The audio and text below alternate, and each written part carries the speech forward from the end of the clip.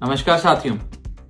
कल से मेरे खिलाफ एक स्क्रिप्टेड कैंपेन चलाया जा रहा है। सेम भाषा, सेम बातें, सेम आरोप। ये कोई कोइंसिडेंस नहीं है, बल्कि एक कोऑर्डिनेटेड अटैक है। पहले मैंने सोचा कि मुझे इसका जवाब नहीं देना चाहिए। फिर लगा कि कहीं एक झूठ को 100 बार बोला जाए, कुछ लोग मान ना लें। इसलिए मैंने सोचा कि जवाब दूं। आम आदमी पार्टी ने 3 आरोप लगाते हुए ये कहा कि इन 3 आरोपों की वजह से हम राघव चड्ढा को पार्लियामेंट में बोलने का मौका नहीं देंगे। राघव चड्ढा के पार्लियामेंट में बोलने पर रोक इसलिए लगाई गई क्योंकि उन्होंने ये 3 गलतियां करी। मैं एक एक करके इन तीनों पर आपसे बात करना चाहूंगा।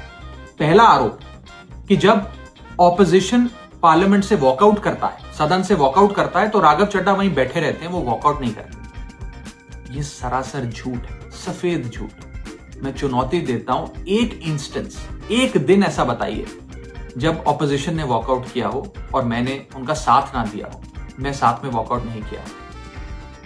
और पार्लियामेंट में तो हर जगह सीसीटीवी कैमरा है। आप सीसीटीवी कैमरा निकाल कर दिखा दीजिए, दूध का दूध और पानी का पानी हो जाएगा। दूसरा आरोप लगाया कि राघव चड्ढा ने चीफ इलेक्शन कमिश्नर के इंपीचमेंट मोशन पर, यानी कि मुख्य चुनाव आयुक्त को हटाने वाली जो याचिका थी, उस पर साइन करने से मना कर दिया। दूसरा सफेद झूठ। ना मुझे आम आदमी पार्टी के किसी भी नेता ने इस मोशन पर साइन करने के लिए कहा, ना औपचारिक तौर पर कहा, ना अनौपचारिक तौर पर कहा। और आम आदमी पार्टी के राज्यसभा में कुल 10 सांसद हैं, जिनमें से 6 या 7 सांसदों ने इस मोशन पर खुद ही साइन नहीं किया। तो भला इसमें मेरी क्या गलती? खाली सारा दोष मुझ पर ही क्यों मढ़ा जा रहा है? और इस मोशन के लिए राज्यसभा में कुल 50 सिग्नेचर चाहिए होते हैं, यानी कि 105 विपक्षी सांसदों में से मात्र 50 सिग्नेचर से ये याचिका पूरी हो जाती। तो इतना शोर क्यों? और तीसरा आरोप जो मुझ पर लगाया गया वो ये था कि राघव चड्ढा डर गए हैं और इसलिए वो बेकार मुद्दे उठाते हैं। पहली बात मैं बता दूं कि मैं पार्लियामेंट में शोर मचाने, चीखने, चिल्लाने, माइक तोड़ने या गाली देने नहीं गया। मैं वहां पर जनता के मुद्दे उठाने गया हूं, लोगों की बात करने गया हूं। और मैंने कौन सा मुद्दा नहीं उठाया?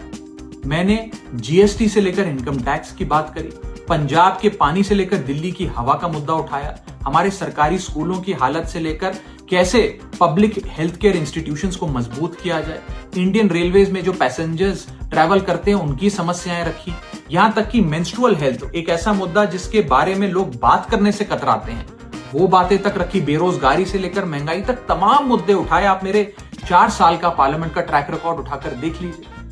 और मैं पार्लियामेंट में इंपैक्ट क्रिएट करने गया हूं, मैं पार्लियामेंट में रकस क्रिएट करने नहीं गया।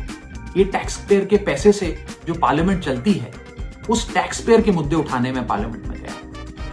अंत में मैं बस इतना कहना चाहता हूं कि जो लोग आज मुझ पर आरोप लगा रहे हैं, झूठे आरोप लगा रहे हैं, कि हर झूठ को बेनकाब किया जाएगा और हर सवाल का जवाब दिया जाएगा, क्योंकि मैं घायल हूं, इसीलिए घातक हूं। जय हिंद।